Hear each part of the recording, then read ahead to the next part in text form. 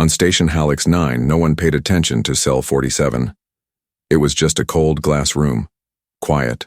No sound, no movement, no light, except the dull blue glow from the floor.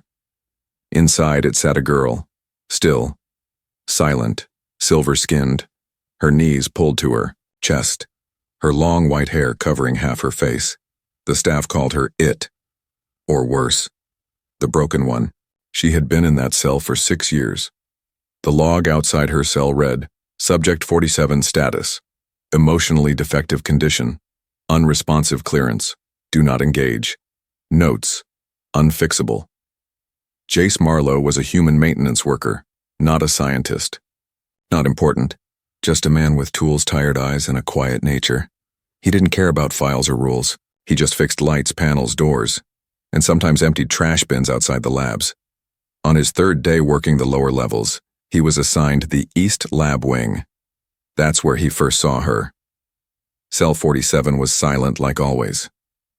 But Jace paused when he saw her. Not because she moved, she didn't, not because she made a sound, she couldn't. He paused because her eyes were open, and she was looking at nothing, or maybe at everything. She looked lost. Creepy one, huh? Said a passing tech. That thing still breathing? Should have been scrapped years ago. Jace didn't reply. That night, the image of her stayed in his mind. He didn't know why. Maybe it was the way she stared into the glass, like she expected no one to ever answer, like she had already given up. The next day, Jace returned with his cleaning gear. No one was around. He stood outside cell 47 again. The girl hadn't moved. She sat exactly the same, but her eyes slowly turned and met his. He froze. For a second, he almost turned away. But he didn't. He stepped closer. There was a small maintenance slot in the wall, just big enough to slide in a cleaner pad. He opened it slowly, careful not to trigger the alarm. As he cleaned, his gloved hand slipped too far and brushed against her fingers. He jumped. So did she. Her body twitched. She gasped, barely a sound, but real, and her glowing eyes locked onto his hand. She had felt that. Jace pulled back fast, heart racing. She leaned forward. Slowly. Like a flower opening after years of cold. Her hand touched the glass where his had just been. Her lips moved. No sound came out, but Jace could read her mouth. Warm. That night, he didn't sleep. Something had changed. He checked her file again. It said she had no speech, no reactions, no thoughts beyond base functions. But he had seen it with his own eyes. She wasn't broken. She was waiting. The next morning, Jace went back with a small piece of chocolate in a wrapper. He didn't know if she could eat or even wanted to, but it felt right. He sat beside the glass just outside her cell. He didn't speak. Just placed the chocolate on the floor near the slot and leaned back. She crawled closer, slow, careful, like a scared child. She didn't take the candy, but she placed her hand on the glass again, over where his was resting. Jace smiled. I don't know your name, he said softly, but I think you know mine now. She blinked once, then whispered through the glass, voice hoarse and quiet. Jace. She remembered, she learned, she spoke, in one touch. The unfixable had started to wake up, and that was the moment he knew. Whatever she was, whatever they said about her, she wasn't a thing. She was someone. No one noticed when Cell 47 began to change. Not the scientists, not the guards, not the cameras, but Jace Marlowe noticed. Every day, he returned to the cold, silent lab. He cleaned the floor, checked the lights, and, without asking permission, sat by the glass. On the other side, the silver-skinned alien girl waited. Her name was Syrah. She had never spoken to anyone before, never moved unless forced, but now, she sat closer to the front of the cell. Her hands were no longer curled tight. Her eyes were no longer empty. And every time she saw Jace, She looked a little more awake. He brought her simple things: a crayon, a mirror, a scarf. She didn't take them, but she looked at them, touched them. Once, she even smiled. Not a big smile, just the corner of her lips pulling up, soft and unsure. But for Jace, it was like watching the sun rise behind glass. The other staff still called her unfixable. One scientist laughed, saying, "It's like giving a flower to a rock." Another joked, "Let the janitor date the lab ghost." Jace ignored them, because Sierra wasn't a ghost. She was learning, and she was feeling. One afternoon, Jace stayed, longer than usual. "Do you ever sleep?" he asked her. Sierra tilted her head. "No sleep, only pause." He blinked. "You understand time?" She nodded slowly. "Long time, cold time. Then, you came." Jace leaned in. "And what am I?" Sierra looked directly into his eyes. "You are not cold." Later that night, Jace accessed her archived lab files. He wasn't supposed to, but curiosity won. The reports were old, full of red warnings and cold language. Subject 47 is a failed prototype of the Velan Mind Bond series. Unable to link, unable to respond to emotional triggers. Classified as emotionally dead. Do not reassign. No future potential. Jace stared at the screen, then at the note at the bottom. Final label, unfixable. He sat back, fists clenched. No wonder she had gone silent. They didn't break her body. They broke her spirit. The next morning he returned. But something felt off. Sierra didn't come to the glass. She sat in the back corner, eyes closed. Jace tapped the panel gently. "Sierra, you okay?" No answer. His chest tightened. He opened the service hatch and slid in a small audio speaker. Then, he did something he hadn't done before. He played music. Soft earth melody filled the room. Simple. Slow. Human. For a few seconds, nothing happened. Then, Sierra's head lifted. She stood, and for the first time, she moved on her own. She walked, wobbly and slow, toward the glass. Her hand touched the pane, and her lips moved. "What is this?" Jay smiled. "Music. From Earth." She blinked. "Feels like water, but in the chest." He laughed softly. "That's called emotion." She stared at him. "Am I allowed to feel?" He paused, then answered, "You always were.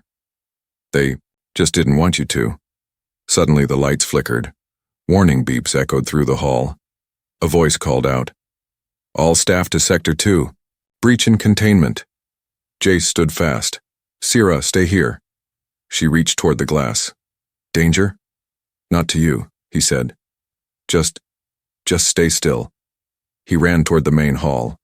What he saw made his blood freeze. In the next lab over, Subject 19, a failed war beast, had broken its cell. It was tearing through the walls, hunting staff. Guards fired tasers, scientists screamed. Jace ducked behind a console. Suddenly, glass shattered above him. A piece of metal fell, aimed straight at his head. He couldn't move in time.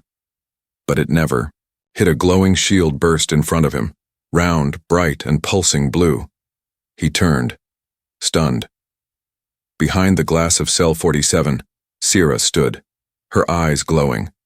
Her hand was against the glass. The shield had come from her. She had never been trained. She had never been taught. But she had seen him in danger, and she had protected him. That night, Jace sat on the floor outside her cell. "You saved my life," he whispered. Sierra sat on her side, mirroring his posture. "You gave me mine, and for the first time in 6 years, they were no longer just human and experiment. They were two souls who had found each other." The next morning, Jace Marlowe arrived early. Too early. The station's corridors were still dark. The lights buzzed low. No voices echoed through the halls, but cell 47 was already lit. and Sira was standing at the glass, waiting. She looked different. Not just awake, but alive. Her silver skin had a soft glow now. Her white hair hung neatly around her shoulders. Her posture had changed, no longer curled or weak. She stood tall, curious, almost human. Jace smiled. "You didn't sleep." Paused. She replied. "Right, same difference." He sat across from her. Sira knelt too, facing him through the glass. "I feel strange today." "Strange how?" She touched her chest. "There is heat. Inside, not pain, but not calm." Jace tilted his head. "You might be feeling excitement." Her eyes lit up. "Excitement?" "Yeah. It means your body's waking up. It's good."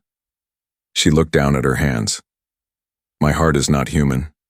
He nodded. "Doesn't have to be. But you make it move." The moment was quiet. Then her hand touched the glass. Jace raised his palm to meet it. But this time, the glass didn't feel so cold. Later that day, a new face appeared in the lab. Director Fen Veros, military jacket. Shaved head, eyes like ice. He didn't speak to Jace, didn't smile, just stood at cell 47 with a tablet in hand, reading silently. Then he said the words Jace feared most. "She's responding, too much. That makes her unstable." A nearby scientist nodded. "We agree she's showing independent emotion and reactive shielding. It wasn't in the design." Jace stepped forward. "She's not unstable, she's alive." Veros turned slowly. "And who are you?" "Maintenance. Tech division. But I've been monitoring her behavior." "Unauthorized," Veros snapped. "She's not dangerous," Jace said. "She protected me during the breach." Veros stared at him for a long moment, then smirked. "That's exactly why she's dangerous." That night, Jace accessed the internal command system using an old clearance code. He typed in Sira's subject ID. A new tag had been added. "Termination scheduled. 48 hours. Status. Active order." Jace's hands shook. They were going to delete her. He rushed back to the lab. Sira sat quietly, legs crossed, humming the same melody he had played 2 days ago. When she saw him, she smiled. Softly. "You returned early."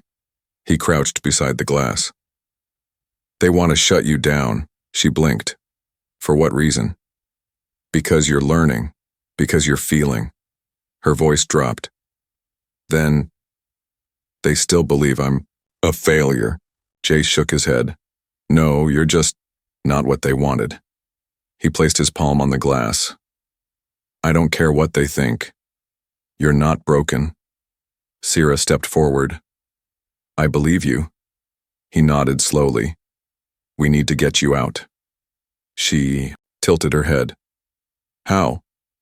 "The cell only opens by genetic lock, 2 levels above mine. But if we find a way to bypass that, maybe." She placed her hand against his. "Maybe," she said. "We don't need to bypass it." The panel beneath the glass pulsed. A soft blue light flickered under both their hands. Jace gasped. "You're syncing with the glass." Her voice dropped.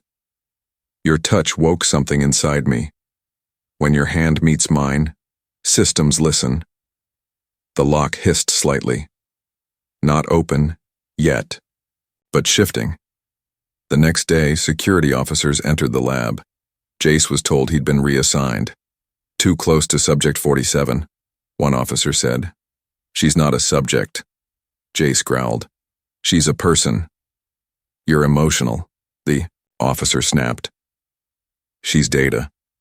Jace didn't answer, but inside something in him broke. He wasn't just a tech anymore. He was hers, and she was his. That night, he returned in secret. The hallway was dark. The alarms were quiet. Inside cell 47, Sira was already standing. "I knew you would come," she whispered. He pulled off his gloves, pressed his bare hand to the panel slot. She did the same. The glass glowed. The locks clicked. And then, for the first time in 6 long years, the door opened. Sierra stepped forward slowly, the cool air touching her skin. Jace reached for her hand. "You're free now." She looked up at him, her eyes bright. "No," she whispered. "I'm real now." And she took his hand, warm, strong, human. Behind them, red lights blinked. Security was coming, but Sierra didn't look back, and neither did he. The hallway lights turned red. The siren stayed silent. No alarms, no loud alerts. Just a soft, blinking glow. It was the silent alert, the kind they used when something dangerous escaped. And now, Sierra was outside her cell. Jace Marlowe ran beside her, pulling her through a side corridor near the east vent shaft.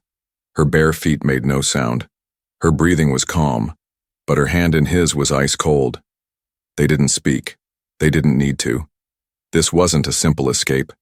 This was a hunt, and they were the targets.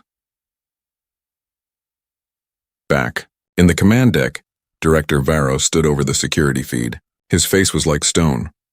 "She's out," said one guard. Human technician assisted her. Varos nodded once. "Then activate protocol severance." "Sir, she's too unstable to recapture. Kill her, and anyone protecting her." Jace pulled Sierra into a small storage bay. He slammed the door shut and leaned against it, panting. His heart was racing. His hands were shaking, but Sierra wasn't panicked. She just stared at him, calm and quiet. "You're bleeding," she said. He looked down. A scrape on his arm, from a broken panel. He hadn't even noticed. Sierra stepped forward and raised her glowing hand. Her palm hovered just above his wound. A faint shimmer passed over his skin. The cut closed.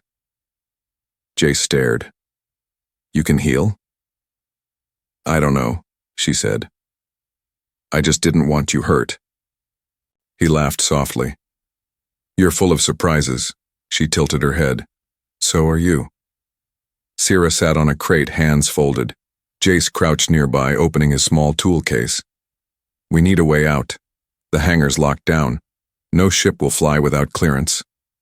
Sierra spoke quietly. "There is one place. They hide things. Broken things." "What kind of things?" "Like me." She guided him through an old maintenance shaft, one even most guards had forgotten. It led to the burial wing, a place where old tech and failed prototypes were stored. Broken androids, cracked pods, dented armor, forgotten.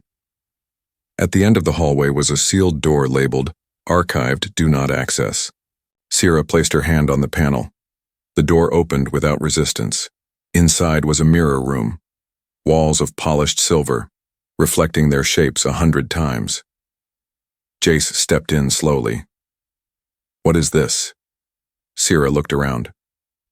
"This is where they tested me, long ago."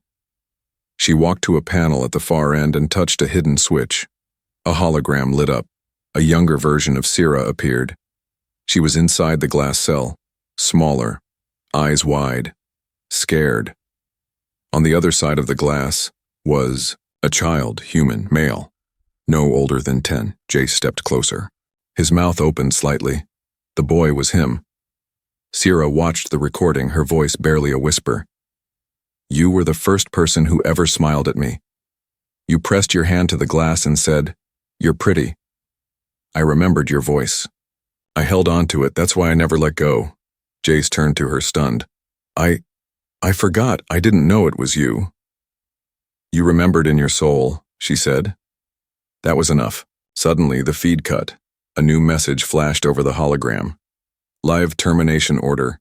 Active target. Subject 47. Priority. Eliminate immediately." Jace gritted his teeth. "We don't have time." He opened a side panel. Inside was a damaged escape. Pod small, old, burnt on one side. "It'll fly," he said. "Barely, but we'll need a distraction." Sierra stood still for a moment. Then she turned to the mirror wall and she touched it. Light exploded from her hand, blue and white. The mirrors shattered. A pulse of energy burst out, racing through the lab systems. Across the station, lights flickered. Doors unlocked, guards shouted in confusion. The command center screens went black. Director Vero slammed a fist on the console. She's triggering a system surge. Jace helped Sierra into the escape pod. The hatch sealed behind them. He looked at her. "You okay?" She nodded. "Your touch woke me, but your voice made me want to live." The pod shuddered. Engines whined. Outside, soldiers ran into the hangar. One aimed a weapon. Jace shouted, "Hold on!" The pod launched, straight through the side gate into the stars. Inside the cockpit, Sierra leaned her head on his shoulder. "I was never unfixable," she whispered. "Just forgotten." He held her close. Not anymore. The stars outside the pod streaked like silver rain. The ship was shaking. Old metal creaked. And still, they were alive. Jace Marlowe sat at the manual controls, knuckles white as he held the stick steady. The pod's autopilot was offline. The thrusters were overheating. Navigation was dead. But none of that mattered.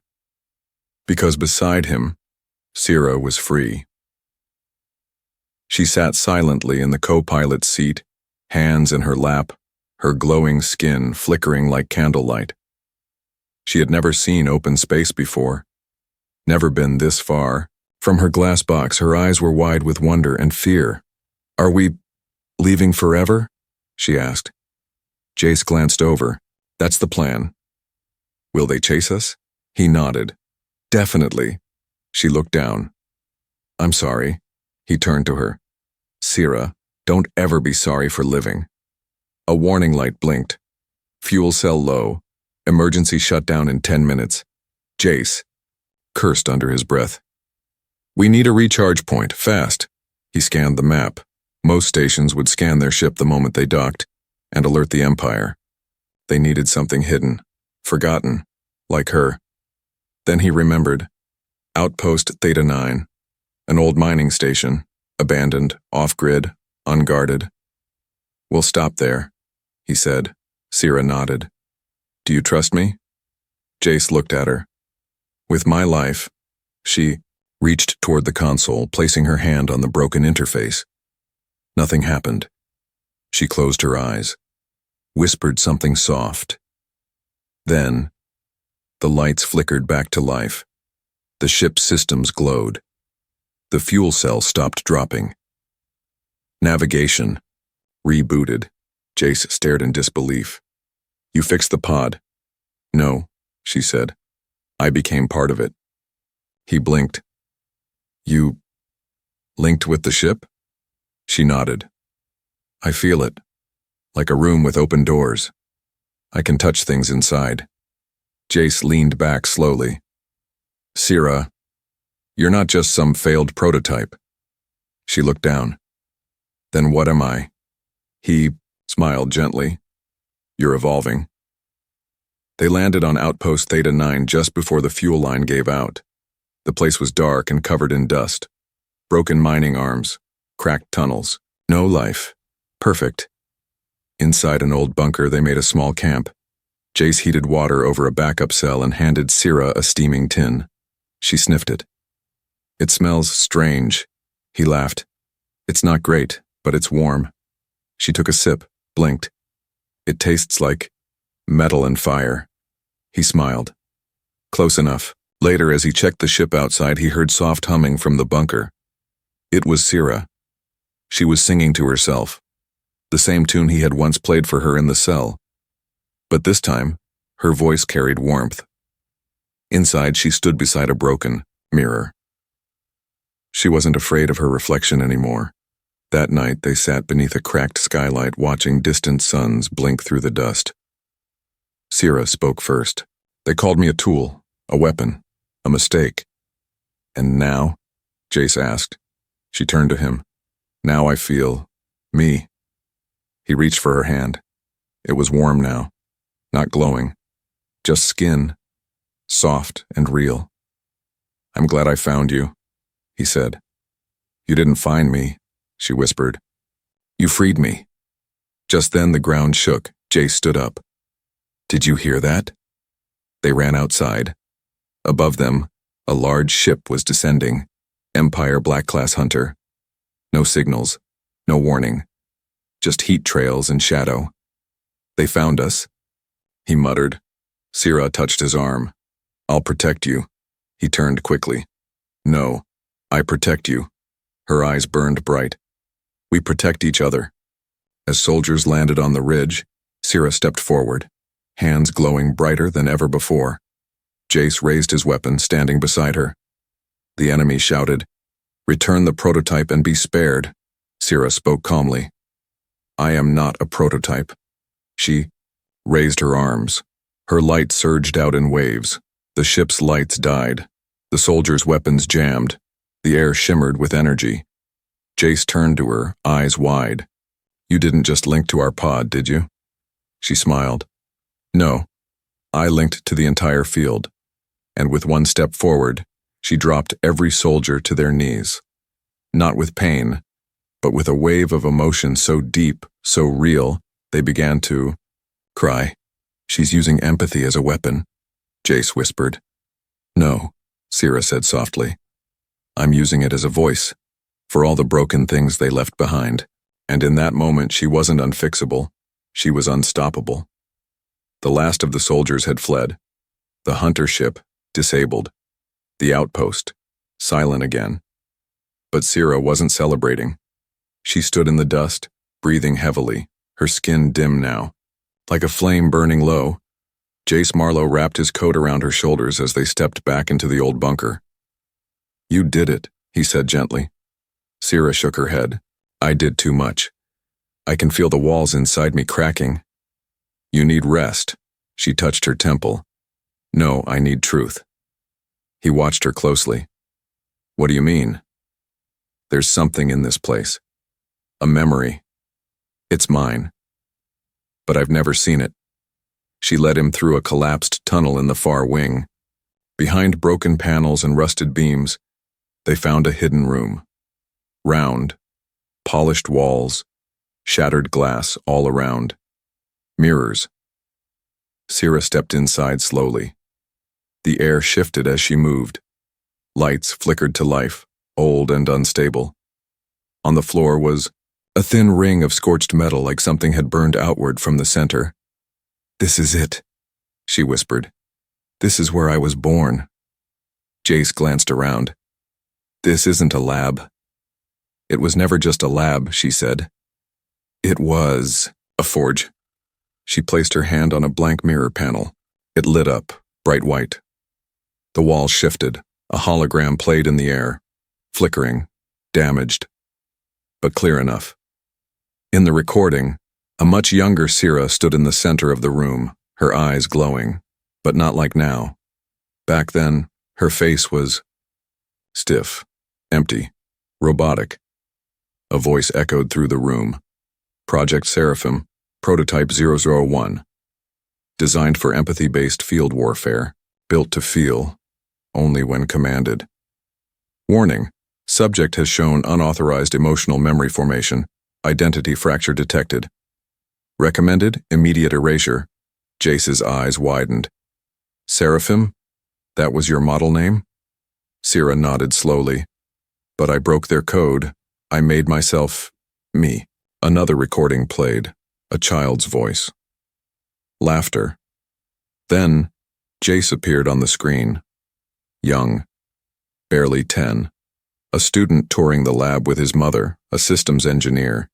He had wandered into the wrong hallway, found the glass room. He had seen her, little, Sira, still, silent, and pressed his hand to the glass. You look pretty, the boy said. Don't touch that, his mother yelled, pulling him away. But the memory stayed. Even when everyone else forgot, Sira remembered. Back in the present, her voice cracked. I was never supposed to store memory. They said I was a shell. Jace took her hand. But that moment, it gave you a soul.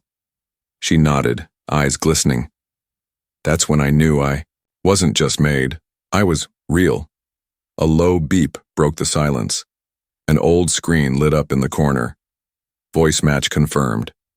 User, Seraphim001, accessing core memory.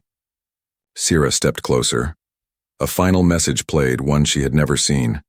A scientist, face half covered by a mask, stared into the recorder. She's not like the others. She's feeling too much. We don't know how. If you're seeing this, Sierra, I hope you escaped. I hope someone saw you. You are not a failure. You are a first. You are the future. Sierra fell to her knees, tears sliding down her cheeks. Jace knelt beside her, arms around her. You weren't broken, he whispered. You were just too far ahead of them. She leaned into him. Everything I am, she said, came from that one moment. Your hand, your voice. He closed his eyes. Then maybe I was meant to find you again. Outside, a soft hum began. Jace stood, hand on his weapon. What now? Sierra stood too. Calm. They're coming, she said. Not soldiers, not a team. The ones who built me. Jace narrowed his eyes. And what do they want? Sierra turned, her face strong now. They want to erase me. Again. He took her hand. They'll have to go through me. She squeezed his fingers. No, they'll have to go through us. And the mirrors behind them flickered, this time not with fear, but with light. The stars above Outpost Theta 9 were quiet, but something was coming. Not a patrol, not a recovery team. The creators. Sierra stood outside the old mirror room, the silver wind brushing through her hair. Her skin was brighter now, alive with energy. But her eyes held something different. Decision. Beside her, Jace Marlowe checked the power cells of the stolen escape pod. The little ship wouldn't hold off a full strike team. He knew it. So did she. He looked up at her. We can still run.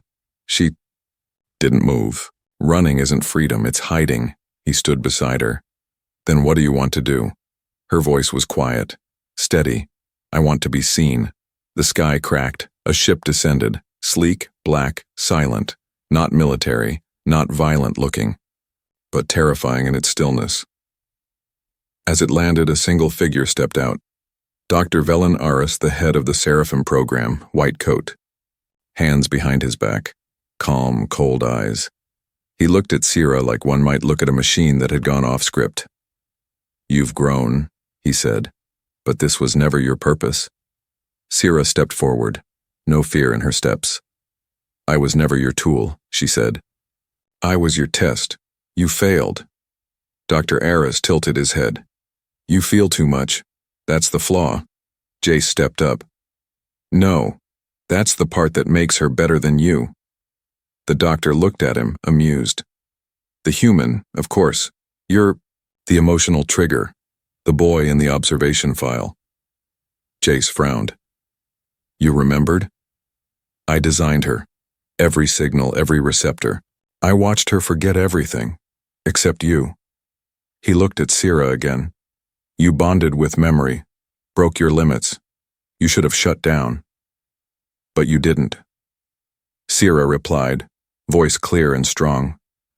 I didn't shut down because he touched the glass and called me real. That one word made me more than your code. Aris sighed. We came to take you back. Quietly, if possible. Erased, if necessary. You can't erase me, she said. Then she lifted her hand, not in anger, not to attack, but to show them. Behind her, the air shimmered. The mirror room lit up again, only this time it broadcasted every memory, every file, every moment they tried to hide. Across the galaxy, satellite signals picked it up, live, unfiltered, news channels, spaceports, academies. Everyone saw her, the broken thing, the failed prototype. But she wasn't broken. She was awake. Dr. Aris turned pale. What have you done? Sierra lowered her hand. I've told the truth. You exposed the entire program, and I ended it. Jace stepped forward. You said she was unstable, but look at her. She's more stable than your whole system. Aris tried to signal the ship, no response. Sierra's voice echoed softly. I linked to your network when I lit the mirrors. I'm not just part of the grid anymore, I am the signal. You can't hold it forever, he warned. I don't need forever, she said. I just need them to see me. And across dozens of worlds, people did. They saw the girl once locked in a glass box. Not a weapon, not a tool, but someone who chose to be more. Dr. Aris turned slowly and walked back to his ship, face tight with rage and fear. No orders were given, no shots fired, because now the whole galaxy was watching, and some cages only stay locked when no one's looking. That night, Sierra and Jace sat on the hill above the ruins of the station. Stars shimmered. Peaceful. For once. He looked over at her. What now? She didn't answer right away. Then, now I learn who I am. Without walls. Jace nodded. Wherever you go, I go. She turned to him, smiling softly. You don't have to stay. He took her hand. I was the one who called you real, remember? I'm not walking away now. She leaned into him. Warm, alive, free. Some stories begin with rescue. Hers began with a touch, and ended with a world finally opening its eyes.